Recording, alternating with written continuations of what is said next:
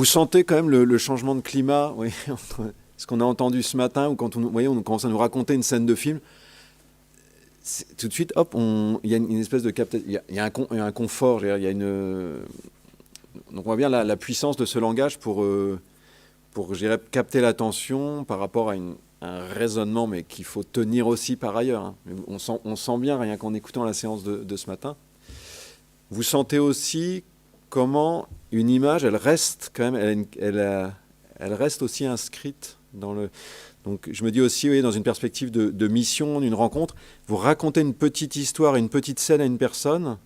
Vous voyez, par exemple, là, tout à l'heure, la petite qui a été racontée, qui est pourtant un peu austère, hein, de Paul Guillon sur les auréoles des saints et les alliances. Vous voyez, il y a la puissance d'un symbole comme ça qui reste dans l'esprit. Je trouve que c'est ça aussi qui est intéressant, comme la manière dont l'image se fixe dans l'imaginaire. Et vous voyez, la personne à qui vous aurez eu une discussion, si vous lui offrez un peu une image un peu support, elle reste avec ça, et puis ça... L'image reste, elle s'inscrit profondément. C'est ça le paradoxe, c'est que ça s'inscrit profondément, les images nous marquent profondément. Mais l'œuvre, elle offre un support de respiration, puisque quand on est en rencontre missionnaire entre quelqu'un qui veut témoigner et puis le destinataire du témoignage, le côté direct peut être un petit peu oppressant et impressionnant.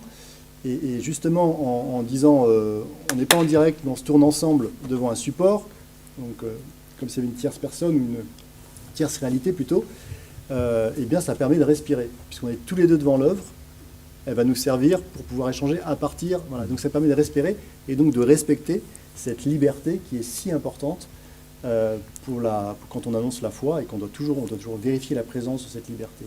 De même, pour reprendre l'exemple des ados qui sont en ciné-club, c'est un peu pénible quand on fait des débats sur leur vie, etc., qu'on leur demande ce qu'ils pensent d'eux, etc. Ils se sentent mal à l'aise, tout le monde est mal à l'aise, parce qu'on est dans le direct, c'est un peu intrusif, etc.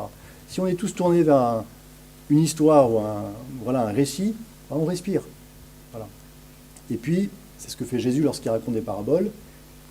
Il raconte cette parabole, chacun se la réapproprie, et puis à chacun de la dépioter, donc ça nous inclut, et ça nous permet de respirer. Donc il y a vraiment une pédagogie de la parabole aussi. Et pour ce qui est de l'image, ce paradoxe, à la fois on respire plus, et en même temps, l'incrustation et la mémorisation et les symboles continuent à décanter parce qu'ils sont imprimés en nous. Merci.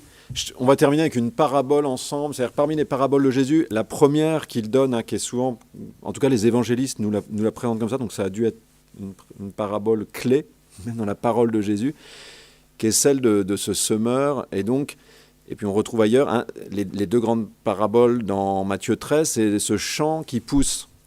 Voilà.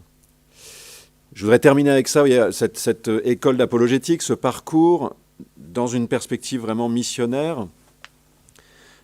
Ce que Jésus veut faire avec nous, c'est en tout cas c'est ça qu'il nous explique à travers ces paraboles. Il nous dit il y a quelque chose à voir dans le monde où nous sommes, c'est un champ qui pousse. Et donc l'éducation que Jésus cherche à nous communiquer, il veut nous faire entrer dans un regard. Jean au chapitre 3, hein, la discussion avec Nicodème, il parle d'entrer dans le royaume, mais il parle aussi de voir le royaume. Et voir le royaume, c'est voir un champ qui pousse. Ça ne veut pas dire idéaliser, il y a de l'ivraie dans le champ, il y a de la ronce qui peut, etc. Il y a des oiseaux qui peuvent passer, etc. Mais il y a un champ qui pousse. Et donc la grande parabole de Jésus nous pose cette question-là, en fait.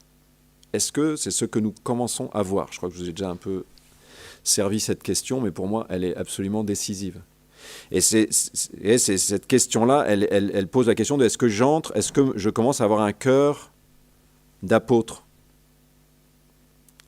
Mais avoir un cœur d'apôtre, c'est pas est-ce que je vois un désert simplement où il faut aller semer, c'est est-ce que je vois aussi un champ qui pousse ? Et le voir, ça veut dire aussi quand je commence à... Est-ce que j'ai ça... Enfin, est-ce que ce regard-là m'est donné ? Quand je rencontre quelqu'un, mais ça peut être quelqu'un que je connais, de mon entourage, un collègue de travail, un voisin, ça peut être avec des personnes proches de la paroisse, etc. Ça peut être dans un contexte plus anonyme, d'évangélisation un peu directe, mais toutes les occasions qui se présentent. est ce qui nous est donné progressivement, en fait, d'avoir cette acuité du regard. On commence à voir qu'il y a des choses qui ont été semées, il y a quelque chose qui germe dans la personne. Pour moi, c'est une des choses un peu réjouissantes dans l'expérience missionnaire, on va dire. C'est que parfois, il y a des gens qui sont très loin, qui eux-mêmes, au premier contact, vont dire « mais non, moi, ceci ne m'intéresse pas », etc. Et je vous ai déjà dit, mais c'est vraiment très fréquent qu'au bout de 5 minutes de discussion, réémergent dans la mémoire des personnes, en fait, des expériences spirituelles qu'elles ont faites. Donc en fait, il n'y a pas rien, il y avait déjà eu des choses en germe. Et puis des aspirations qu'elles ont, et que dans un premier temps, elles vous disent « Dieu ne m'intéresse pas », ou non, moi Jésus non. Et en fait, souvent, c'est un peu autre chose que ça. C'est pas il n'y a rien, il y a déjà quelque chose. Et je pense jusqu'à un certain point, Jésus veut quand même nous apprendre à voir ça. J'allais dire d'abord parce que ça nous... Je pense que ça donne une espérance intérieure, enfin, c'est très réjouissant d'une certaine manière. Vous voyez, quand vous rencontrez quelqu'un et qu'au fil de la conversation, en fait, vous voyez quelque chose qui est de l'ordre de germe, vraiment des choses qui sont en train de pousser en lui, qui sont l'œuvre de Dieu, c'est très réconfortant. C'est-à-dire, je commence à voir le royaume. Je commence à voir le royaume. Je commence à voir que l'histoire, c'est pas simplement un champ de bataille, c'est aussi ça, c'est le bazar, mais c'est pas que ça. Plus fondamentalement, c'est le royaume qui est en croissance. Mais est-ce que je le vois, vous voyez ? Est-ce que je le vois ? Alors, donc, je vous dis, c'est affermissant de sentir, d'abord parce que en fait, ça veut dire que ça consolide quelque chose de notre union à Jésus. C'est-à-dire c'est un lieu de vérification que notre union à Jésus grandit. C'est-à-dire que nous entrons dans son regard sur le monde, sur le réel. C'est-à-dire je commence à voir le royaume. Et la deuxième chose, c'est que si j'entre dans ce regard-là, en fait, la personne, elle va inconsciemment, ou plus ou moins consciemment, mais elle va sentir aussi la manière dont elle est regardée. Ça ne veut pas dire que ça veut pas dire qu'on met des lunettes roses et qu'on est dans une espèce de bienveillance, un peu, vous voyez ce que je veux dire, au sens un peu en mauvaise part. Là, je le dis en mauvaise part, vous voyez le côté, tout le monde est sympa, c'est pas du tout ça. Enfin, je pense qu'on a dit suffisamment de choses avant pour pas être dans cette tromperie-là. Mais si j'ai ce regard-là sur la personne, même si en même temps je vois peut-être des blessures, on a évoqué tout à l'heure la question de la blessure, une part de mal, une part d'aveuglement, etc., etc. Et si je vois ce qui lève, c'est un accélérateur pour la personne.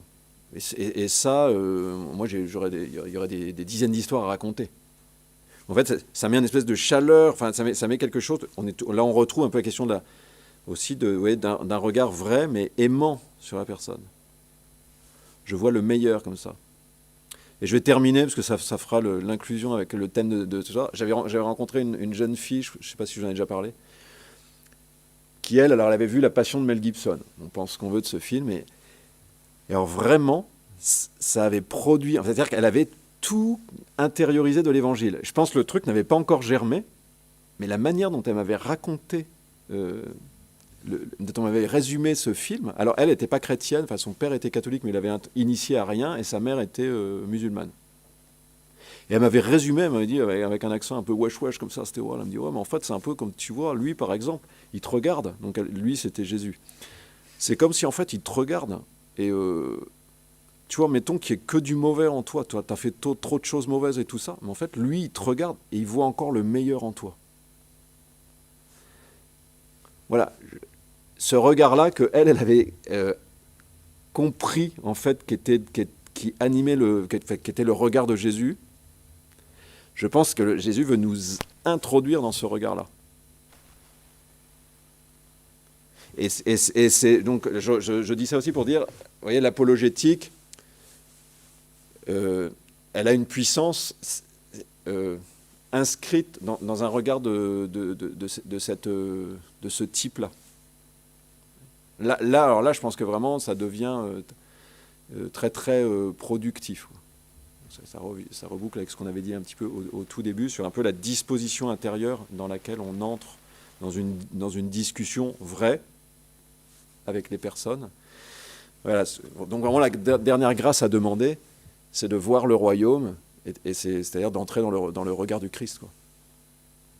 Ça sent la conclusion quand même. Je vous propose de nous tourner comme dans Master and Commander pour terminer vers notre Père du ciel. Au nom du Père et du Fils et du Saint-Esprit. Amen. Dieu notre Père, nous te bénissons pour cette matinée, pour nos intervenants. Nous te bénissons pour le langage de Jésus, son art de la parabole. Vraiment fait grandir en nous cet art de la parabole, la capacité de parler en parabole, de trouver, d'en recueillir dans tout ce que nous voyons, dans toutes tes œuvres, comme ça nous a été dit. Seigneur, nous te prions pour que notre regard sur le monde vraiment soit purifié et que nous entrions dans ce regard de Jésus.